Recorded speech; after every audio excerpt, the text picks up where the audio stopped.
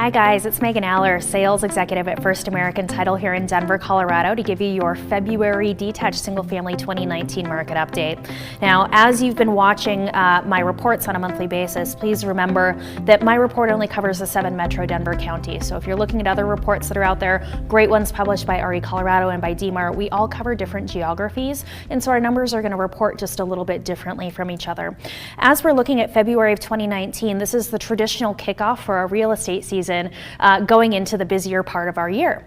Typically what happens after the last game played by the Denver Broncos, right at about the beginning of February, is when we see that big uptick of activity in our marketplace. Unfortunately, sellers really don't start showing up to the market until about April, and so we're starting into what we call our compression phase in the market, where our buyer activity or demand passes supply and drives our prices up. We're starting to see the exact same thing for the detached market here in Metro Denver. Typically what happens going from January to February is that our active inventory remains relatively flat, and that's exactly what happened this year as it has for the past 6 years in a row.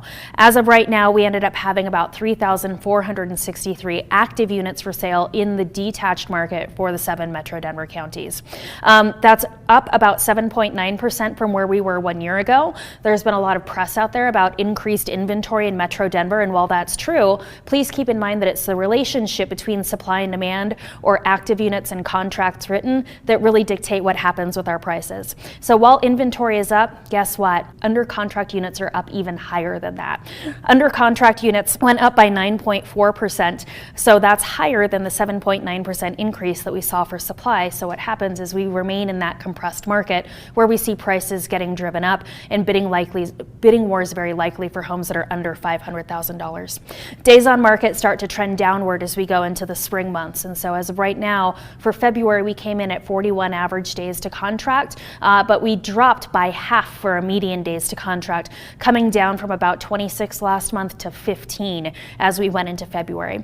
It's important that you keep an eye on what happens with median days on market, because by the time that we get into March, April, and May, those units will be likely to be going under contract at about 7 median days to contract. So be aware, if you're trying to be aggressive in your pricing strategy, that median days to contract is the point at which 50% of all of the other units are under contract. And if you're past that, or if you've been on the market longer than that, especially for those homes between $200,000 and $600,000, you may need to consider a price reduction. Looking at home prices, typically going from January to February, we end up seeing a slight price increase. This year we came in with about a 2.1% increase in our average sales price month over month, and we actually went from $493,000 up to $506,000, so we've crossed over that $500,000 threshold yet again. Again, prices will continue to rise as we go into those spring months, with some retraction expected after July. Flash sales are the number of units that go under contract in 7 days or less. That ended up jumping from about 24% of the units under contract in that first 7-day period up to 38%. And again, that number will also continue to increase as we go into those spring months. We are starting to see those bidding wars, and this is the first wave of reporting that we can do on what percentage of units go under contract for at or over their asking price. And as of February, it was already 49.5% of detached single-family homes were selling for at or over their asking price. Now back to our market conditions graph behind me.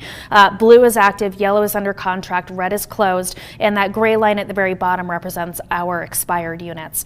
What I'm looking at as we transition from a slow season to a busier season is the year-over-year numbers. Again, a lot of attention has been brought forth about inventory going up. Yes, inventory is up by 7.9%, but demand actually passed that, and we had 9.4% more units go under contract in that same month. So demand is rising faster than our supply is, creating this compression phase that we're in again. Okay, so this graph shows what the compression phase is projected to look like going into 2019.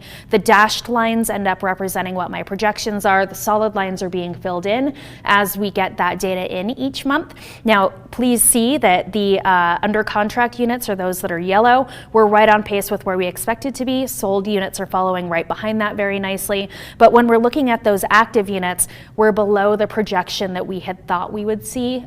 So that means supply is short of where we thought we would be. Demand is right on pace, so prices continue to go upwards.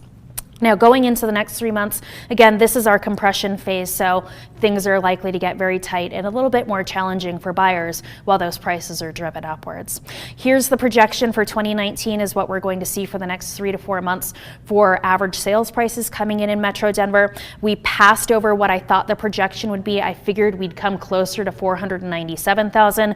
We actually came in at 506,000, so crossing over that $500,000 mark early in 2019. By March, the result of that first huge wave of bidding wars coming in for those units going under contract in February, we're likely to be closer to that $520,000 mark, again peaking out by the time that we get to May and June between 545 and 555,000. Finally, last thing that we'll touch on really quick, average days on market. So this is where our market really starts to accelerate. Looking forward into the next couple of months, I anticipate average days on market to roughly cut in half, and the percentage of units to go under contract in 7 days or less is likely to get up to about 50 to 60% by the time that those units are going under contract in April and May. So here we go again, guys. It's another compression phase going into 2019. Very similar cycles to what we've seen for the last 6 years in a row. This makes it year 7. I hope that if I'm able to help you better advise your buyers and sellers on how to be successful in our real estate market in Metro Denver, that we'll have the opportunity to meet your clients at our closing tables. If you'd like to get a copy of this slide deck, my email and my phone number are across the bottom of the screen. Feel free to reach out, and please stay tuned next week for our attached single family market update. Thanks, guys. We'll see you soon.